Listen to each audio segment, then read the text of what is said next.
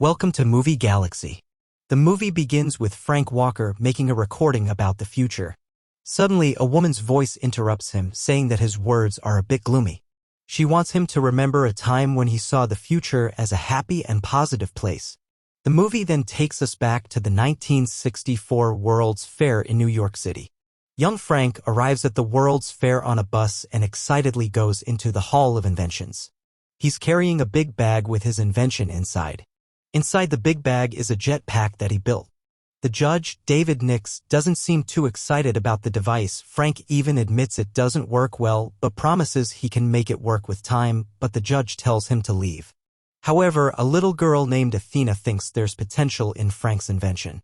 Frank sits outside the hall feeling frustrated. Athena walks to him, and after talking to him for a few minutes, she gives him a small pin with a blue T on it and asks him to follow her discreetly behind a small group. The group includes Judge Nix and some of his guests. Wearing the pin, Frank follows the group, skips the line, and boards a boat alone. While on the ride, a laser scans his pin, and he unexpectedly goes down a hidden chute beneath the ride. The boat he's on arrives at a small transport station. After a dizzying ride, Frank lands on a foggy platform. He notices a peculiar flying vehicle taking off nearby, and Athena is waving at him from it. Frank tries to follow, but ends up at the edge of the platform. Out of nowhere, construction robots emerge, building new structures and accidentally causing Frank to fall to a lower level. His jetpack lands on the platform with a clatter, and a nearby robot grabs it. Frank struggles to retrieve his invention, but to his surprise, the massive automaton fixes it and gives it back to him. Despite his efforts, Frank falls from the platform again. However, when he ignites his jetpack, he finds himself flying over a stunning white cityscape unlike anything he's ever seen. Eventually, he spots Athena and the others and lands right in front of Mr. Nix. Surprisingly, Mr. Nix is only mildly amused that Frank's invention can actually fly.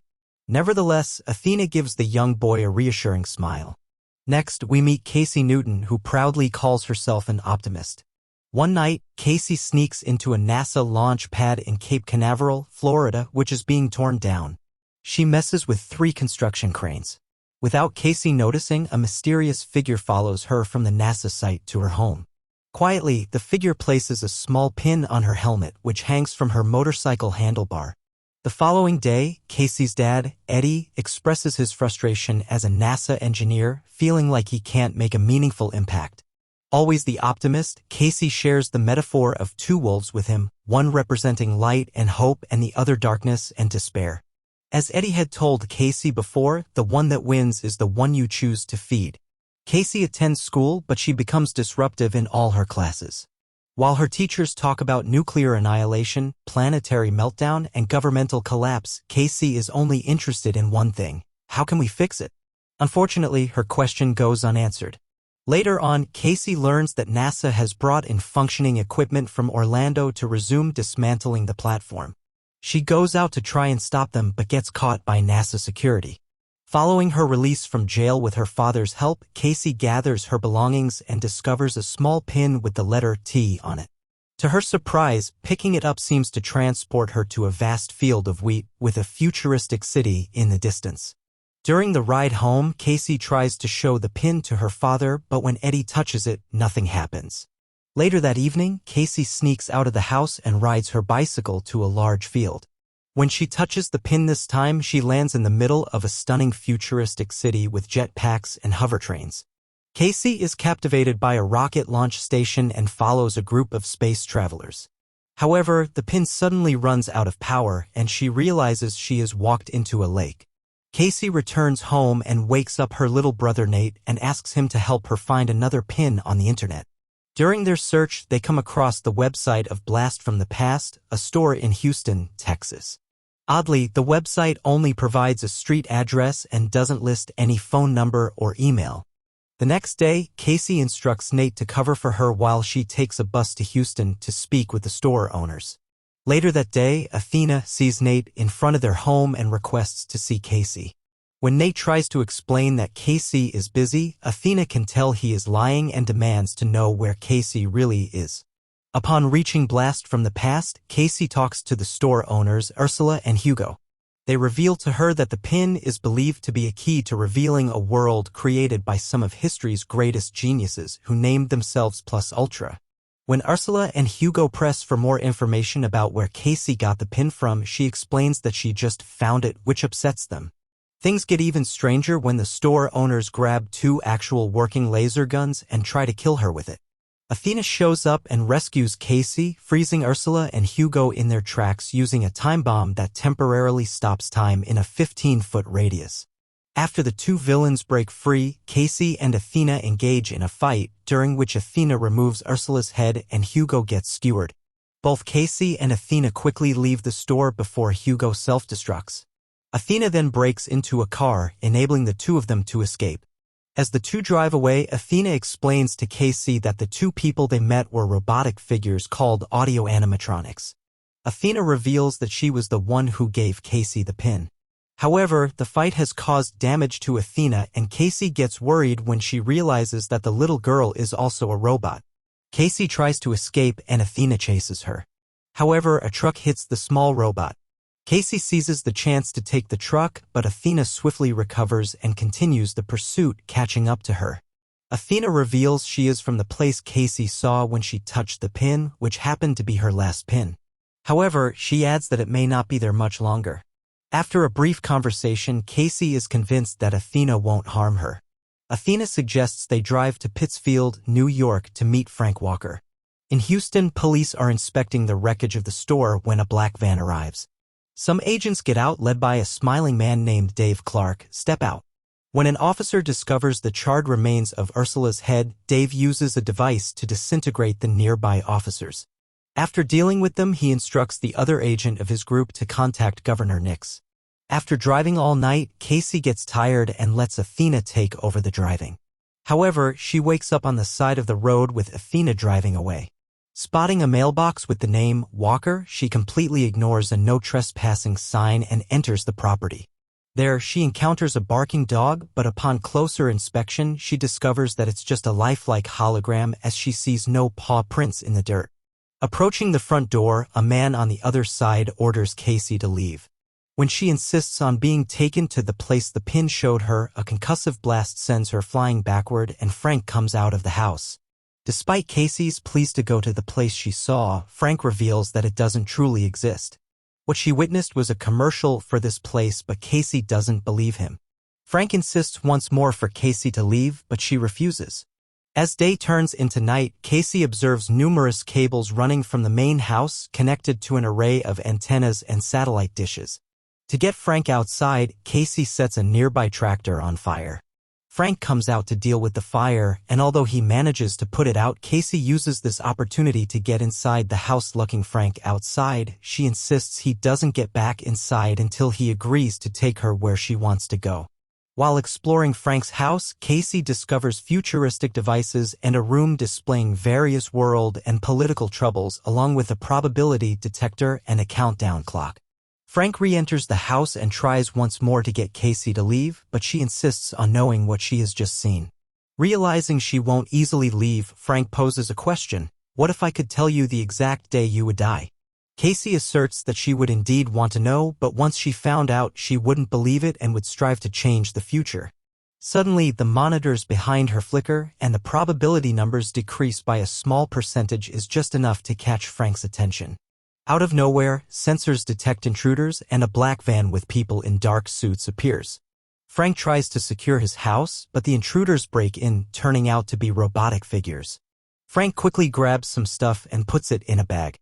Then, he and Casey jump into a bathtub and it shoots them out of the house, and Frank's house, which is his birthplace, self-destructs. The bathtub lands in a small lake nearby, and Frank and Casey come out to see Athena with a truck nearby waiting for them. The 3 starts driving away from there, but Frank and Athena quickly get into a small argument. Athena takes them to a television station, hoping Frank can lead them to the spectacle. Frank initially refuses, but eventually agrees to go with them. Guiding them into a utility shack, Frank unveils a hidden underground entrance housing a teleportation machine.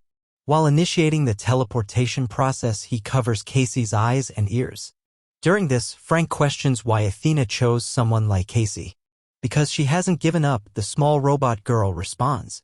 In a short while, the three find themselves atop the Eiffel Tower in Paris, France. They navigate their way into a small room containing figures of Thomas Edison, Jules Verne, Gustave Eiffel, and Nikola Tesla. Frank explains that the Eiffel Tower acts as an antenna and a secret gateway created by these men as an emergency entrance to reach their hidden city. Frank then unveils an Edison tube which, when placed on a phonograph, opens a secret door. The three observe as the tower divides, transforming into a gantry, and a rocket ship emerges from an underground compartment. Climbing into the rocket, the three encounter French robots trying to halt them. Fortunately, the rocket takes off before the robots can reach them. Once free of Earth's gravity, the main compartment of the rocket flips around and moves at a great speed back towards Earth, breaking through into another dimension. The trio appears near the rocket area that Casey saw when she touched the pin, but it's now empty and abandoned. Spotting a group of vehicles approaching, Frank gives Athena a small device, a 1-kiloton bomb the size of a small ball which she conceals in a compartment inside herself. Frank tells her they might need it for leverage. A hover train arrives and Governor Nix steps out, appearing the same as when Frank first met him when he was still a boy. Nix exchanges brief pleasantries with Frank and Athena before being introduced to Casey. Frank takes this opportunity to explain the probability blip he observed, expressing the belief that Casey has the potential to change things. Governor Nix takes them to a central tower with a giant sphere nearby, emitting energy into it. They use a platform to ascend with tachyons enveloping them, revealing glimpses of events several moments in the future. While the platform ascends into the sphere, a globe rises on a pedestal in the center of the room. Frank demonstrates to Casey that it can transport people to different places, move backward and forward in time, and display views of Earth. Casey tests it out and Governor Nix is very surprised by how fast she adapts to using it. Focusing on the NASA landing platform, Casey propels into the future but is surprised when the image becomes unclear. Advancing further, she witnesses fire and smoke.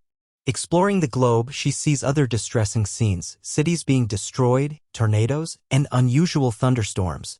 Eventually, she sees her family's home underwater. Frank explains that what they are witnessing is predicted to occur in a month or less. Casey is furious and questions why Nix hasn't informed anyone on Earth about the impending disaster. Nix remains unconcerned, stating that whatever happens will happen on Earth, but the city will endure.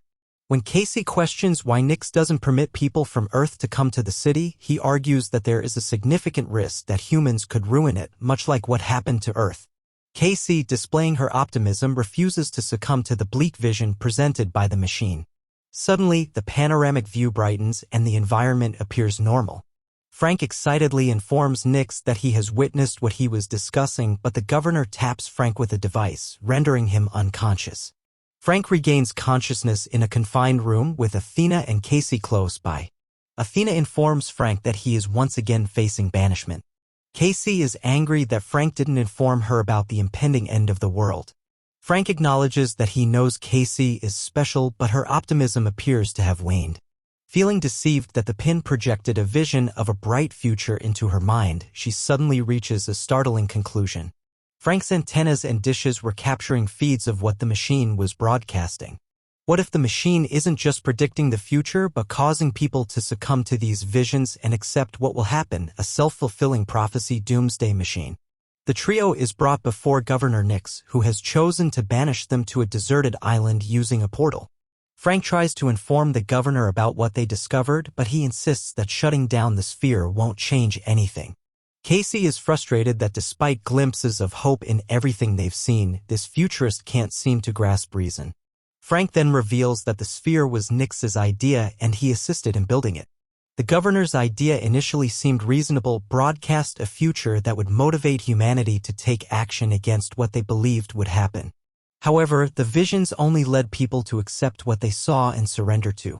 They repackaged these visions into media, prioritizing the present without considering the potential consequences of their actions for the future. As the trio are about to be sent through the portal, Frank activates the sphere's lift using the controls on Nix's watch.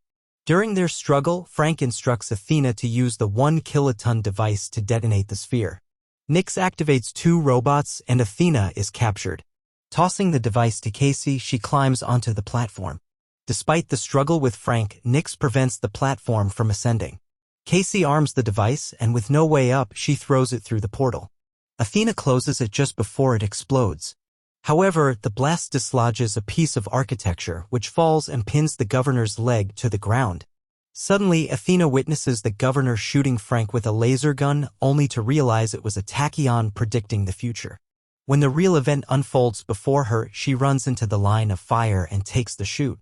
Frank tries to take Athena to a repair station, but she informs him that she can't be repaired.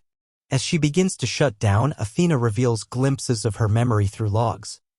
One log expresses her fear of what will happen when Frank discovers she isn't human, but she wants to support him as she seems to inspire his creativity. Another log indicates that she might be developing emotions toward him but has chosen not to report this. The final transmission shows the year 1984 when Frank was exiled from Tomorrowland, blaming Athena for what occurred. Athena tells Frank that he can use her to destroy the spare since she has a self-destruct device in her. Using his jetpack, Frank flies up above the city with his old friend. As she shuts down, Frank drops her into the sphere. Her self-destruct mechanism blows up the sphere and crashes it to the ground, crushing Governor Nyx in the process. As Frank gets back on the ground, he and Casey think about what to do next. They quickly decide to take action. Casey opens a portal closer to her home to bring her father and brother into Tomorrowland. Frank chooses to restart the recruitment program by activating the pin-making machines and creating several new childlike recruiters. The new recruiters, similar to Athena, are each provided with their own pin case and a mission to find dreamers, those who will contribute to building a newer and better tomorrow. As the movie ends, many people discover the T-pins. As each person touches the pins, several people appear in a vast wheat field, all gazing towards the beautiful Tomorrowland. Thanks for watching our recap video. See you on the next one.